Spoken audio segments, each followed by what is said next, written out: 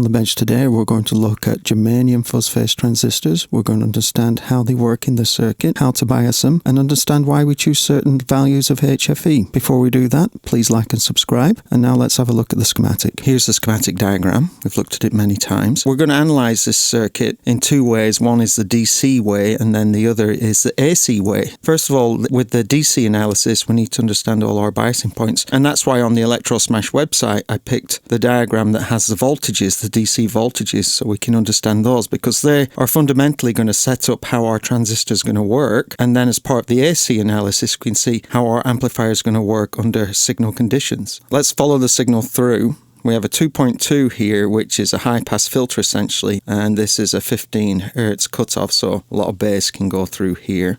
And then we hit our first transistor, and usually you have a biasing network here, if it's a class A, but you don't, so there's no resistors here, and it just goes straight in, which, as we'll see, gives it a class C type of operation, and we'll study that in a second. We have a single bias resistor here, 33K, which is set to give us 0.7 volts on the collector of this PNP transistor, and you can vary this to get different types of sounds. Also, it's a really good idea to use a pot here as well, because hFE is variable across loads of transistors, so we need to keep that in account. Plus, we don't have an emitter resistor, so if you look at a lot of circuits, especially if you look at the big muff circuit, it's usually got two resistors here, a resistor here, a resistor here, and of course this resistor here to make up the overall bias circuit. But this one isn't, so it's dominated by hFE, and hFE or beta is variable across different types of transistors, and even different transistors with the same part number. So the whole idea of a bias network is to try and eliminate changes in hFE, but this doesn't. This totally relies on hFE, so that's why we have to pick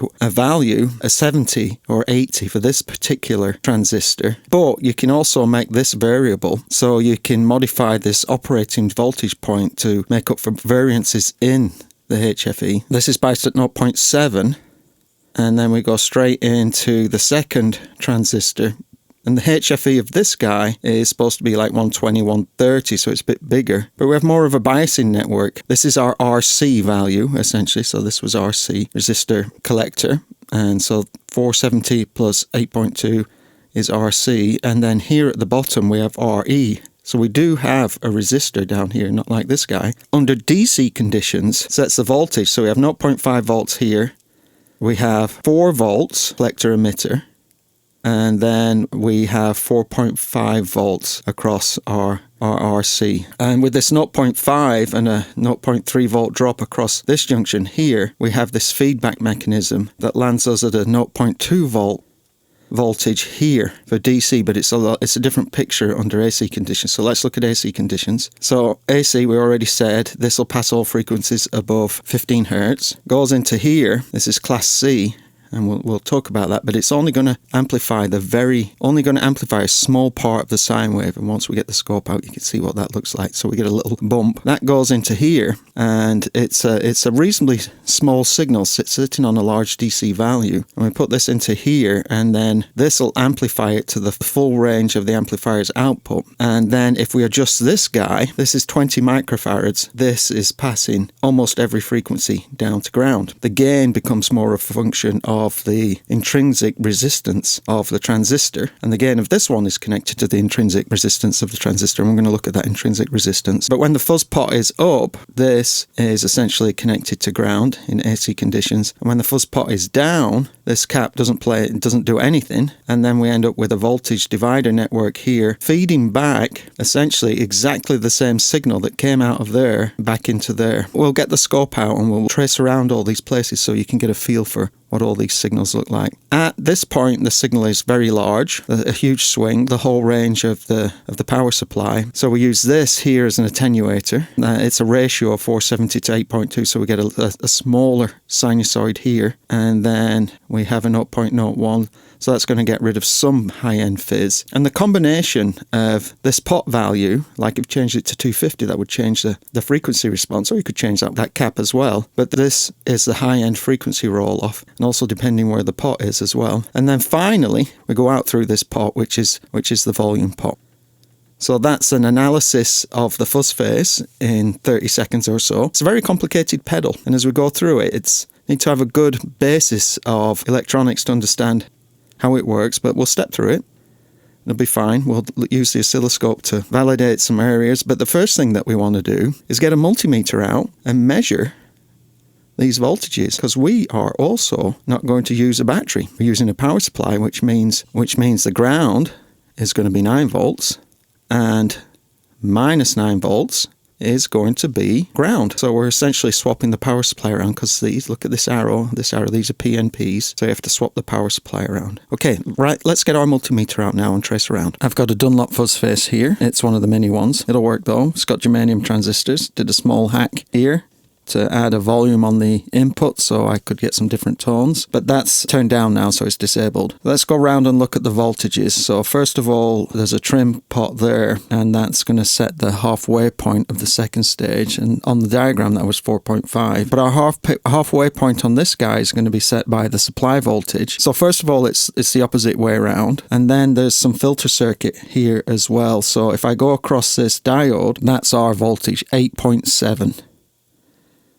And then if I go on the collector of the output stage, we have 4.31. So this looks like it's been set up. I know it's been set up because I did it. Then let's go on the emitter. We have 8.1. So if you remember on our diagram, that was 0.5. We've swapped the power supply around now. So it's 8.6 minus 8.1, which is 0.5. So that's good. And then on the base, we have 8 volts evenish, maybe 8.1. And that should be the same as the collector of Q1. So that was Q2. Q1 collector, 8.0, 8.1. Good. So that's a direct connection from there to there. And then if we go to the base, we have 8.5. So 8.5 minus 8.7-ish is about 0.2. So that's the base. Close-ish. Maybe 0.1, the difference is there. And then finally on the emitter should be the power supply, 8.69 or 8.7. So it's great. So we know all those voltages now. Why don't we now take a look at the first stage and do a bit of deep dive and some AC analysis, because a lot of the tone does come from the first stage. I've sketched the first stage out and we're looking at our voltage readings. This is ground. So from ground to the base, we measured 8.4. From ground to the collector, we measured 8, and so there's a 0.7 volt drop across there. And then the first thing that we want to do, and it's fundamental to a lot of transistor designs, is calculate our IC. So that's the current flowing down there and essentially flowing down there, because it's always a good assumption. It's an easy assumption to say that IC equals IE.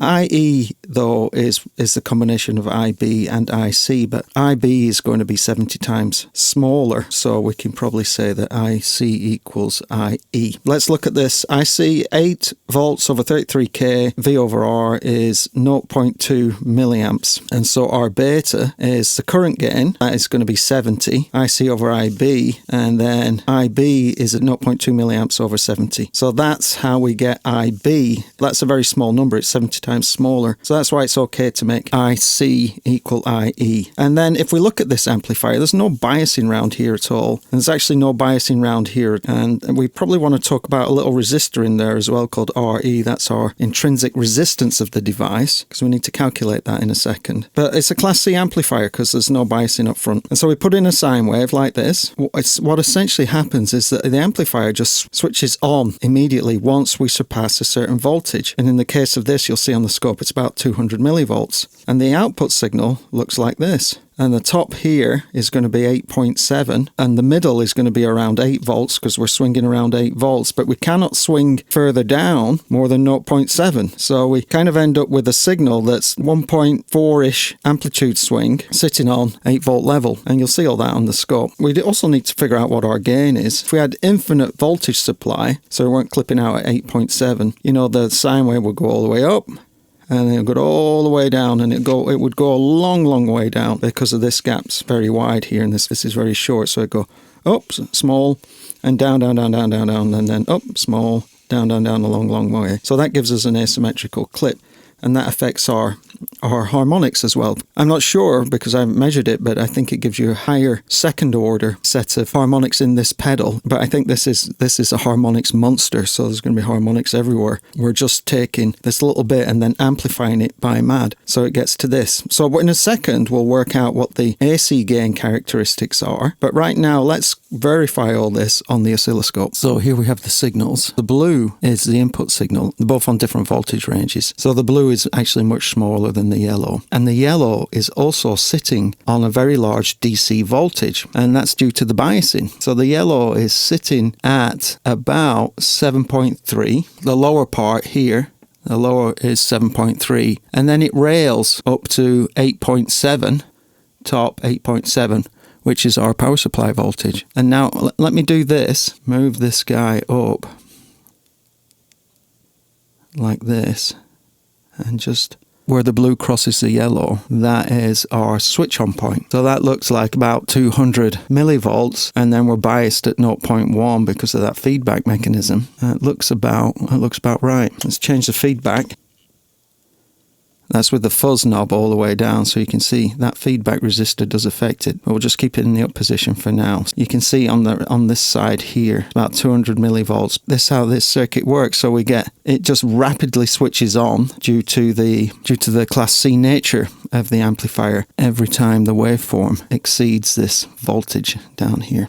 That's great. So now let's do a little more AC analysis on the signal. For the AC analysis, we have a circuit that looks a little bit like this. Well, this is our circuit. So this is RC33K. This is our transistor, which has an intrinsic resistance that we're going to call little re. And a bit of mistake there, but don't worry about it. We have V in, and we know our current gain of our chosen transistor is 70. So beta equals IC over IB. IE equals IB plus IC, but IB is very small. Then the voltage gain, though, which is the most interesting part, is V out over V in. V in and that's V out. Technically, we couldn't measure it because everything was clipped, but we're going to try and calculate it. It also, in a generic amplifier design, it's RC over RE plus R emitter resistor. But in this case, we don't have an emitter resistor. So it's simply RC over RE. Now, we need to calculate what the intrinsic resistance is of our transistor to get to the gain. It's this. It's like a thermal voltage over IE or IC, IE equals IC. And this is a constant. It's 25 millivolts or 26, but it's not that much of a constant. It varies with temperature. When you calculate this, it takes into account temperature. So when you put a hairdryer on your transistor, you'll see the intrinsic resistance change, which in turn will make your gain change. And it's a real deal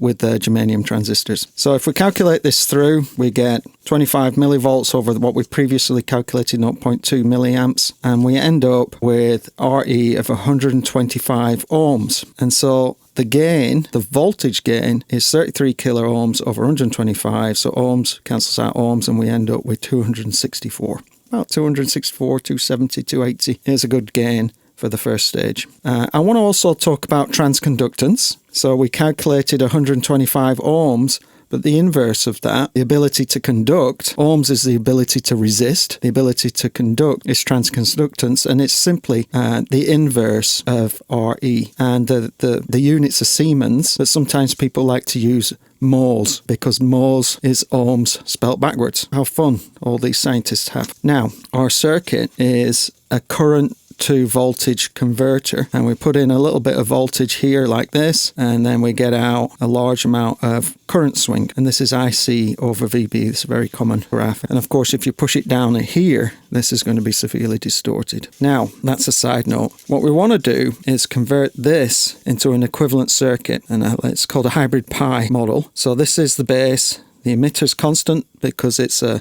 common emitter design. And then this is the collector, and this is still the emitter. And so we have V in, and what V in sees is an impedance of Z, which in this case we're going to call R pi, because that's a convention. And then we have a current generator here. And that current generator performance is defined by beta, or hFE, or 70, times the moving current, IB. That's why I drew this thing here to show you how we're converting from a voltage to a current. So this is the gain element, the voltage to current gain element, and then this guy is input impedance and this guy is output impedance. R pi equals Zin equals Re beta plus 1. I've linked a video down below, by the way, that we can see both M0NTV, his analysis, which is excellent, but he derived that from Alan Walke's analysis as well. So there's two great people there who can help you understand why Zin equals Re beta plus 1. But we end up with an input impedance, so 125 is what we calculated as Re times 71, 70 plus 1 equals 8.8K. And then the output impedance is 100 volts times our IC or IE, which is half a mega ohm. So this is a low input impedance to high input impedance converter as well. So this is what the next stage is going to see. And I just want to say a bit more about what this 100 is. This again is a constant, and it's called the early voltage, and it's to do with the fact that if you get a curve tracer out and you see all these things here like that, IC, B, and these aren't flat. They should be flat, but they're not. It's due to the early effect, and we just quantify that as 100 volts. Right, now the point of all this is to understand what to choose in the transistor, and the biggest factor is our beta, or our hFE. hFE stands for hybrid model. Forward common emitter. That's what hFE stands for. So just hFE. So it's hybrid forward common emitter, and we have the forward current gain. Right. We've calculated what the gain is. Let's just see if we can got a spare piece of paper here at the end. Gain is important because if we remember on our other videos where we explore gain, the higher the gain becomes, the more steeper these turn-on times become. So if the gain is low, you'll probably end up with something like this. Be a bit wider as well.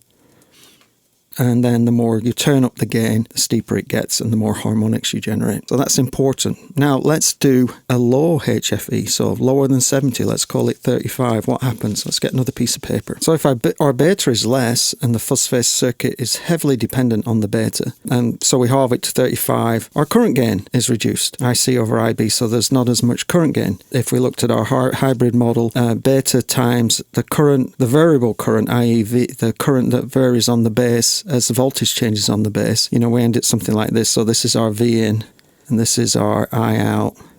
And then the angle here is much less, and we're getting less gain. That's going to affect, because it's a class C, that's going to affect the rate that the amplifier switches on. So, as I said earlier, we might end up with something more like that as opposed to that, and that's a different harmonic picture. Then the impedance changes also. Remember Z in the hybrid model, again, R small pi is Re times beta plus 1, and so Zin is now halved to 4.5K versus what it originally was, 8.5K. This was terrible because we hardly get any voltage transfer, and this is even worse. With the lower gain, with the lower beta value, it's going to completely change the sound of the pedal, probably less harmonics and less voltage transfer. Now, if it was bigger, if you could find a germanium transistor that was like 200, this gain's going to go up, these harmonics are going to get out of control, and the pedal will start to splutter. It won't be as tuned as what we're used to. It is key to use the correct hFE. Now, you can do a window, and also you can bias it. You can adjust the bias, so you don't have to use that 33K resistor.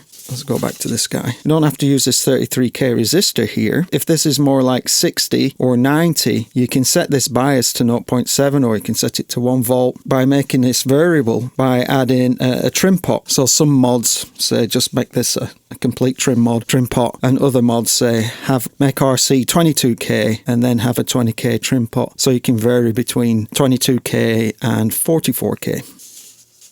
Okay, with that now, let's look at the output stage. This is our output stage. The voltage in here is going to be riding on 8 volts and is going to be plus or minus about 0.7, 0.6 swing in one direction, 0.7 swing in the other direction. And we've got a beta here of 120, that's what's recommended. And in DC conditions, i.e. we don't count this cap, we have a gain of 8.1 over 1K plus 125. That's about a gain of 8. Let's just do that. I haven't got my calculator out, but that's a gain of 8 units. And this is RE, small re, and that's big RE. So the small re is in there, and we calculated it earlier. So again, our current gain, i.e. the current coming in here versus the current here, actually the current going down here, the current going down there is this ratio. So this is a bigger current gain. And then the other thing is that this is now biased at 4.5 volts. So at this point we'll get a swing. So the highest amplitude will be 8.7 and the lowest amplitude will be around ground. So that's a massive swing.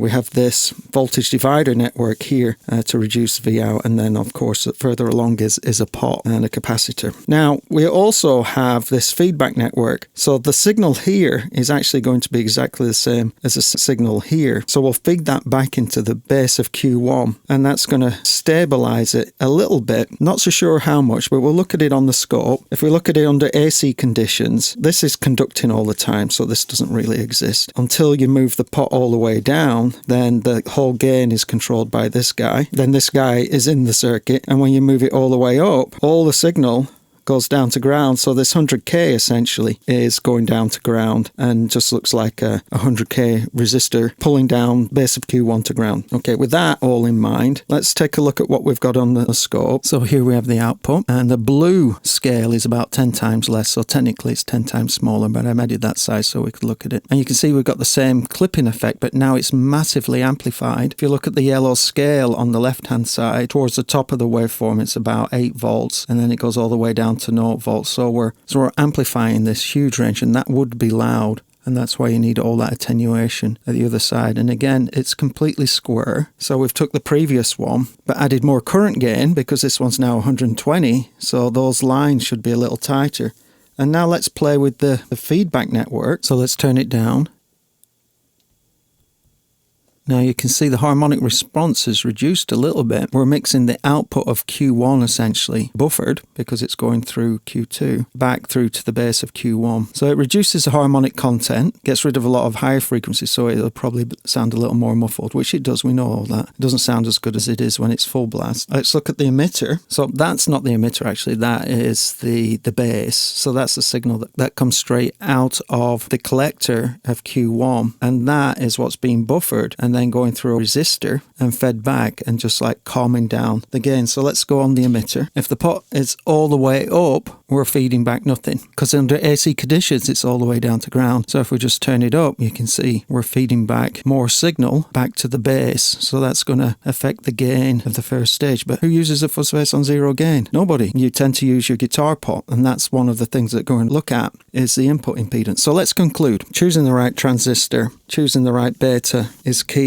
It's also worthwhile putting them on a curve tracer and seeing, is there a big slope here? You'll see difference in spacings, these guys, with the different betas as well. All the different manufacturers or all the different model numbers have also varying characteristics as well. How quickly do they switch on and off? It's going to limit the higher frequencies. Some capacitor on here that will lower it as well. But the key thing to focus on is the current gain, like a Japanese germanium versus a Russian germanium versus a British germanium are all going to have different characteristics that are built into the manufacturing and the specification, and especially with the Russian ones, it's very hard to get specification for them. And really what you have to do is just work around the beta, and in a video that I link below as well, measure your leakage current as well, because that's going to be something that differs out there as well. And I didn't really cover that in here because we're already getting up against time. There's a link up here that you can have a look at that shows you how to measure the impedance, and also there's a good article which I'll link below as well, because if you haven't got the equipment like I have, you can just use a multimeter to measure a lot of these parameters, and that article is at Small Bear Electronics.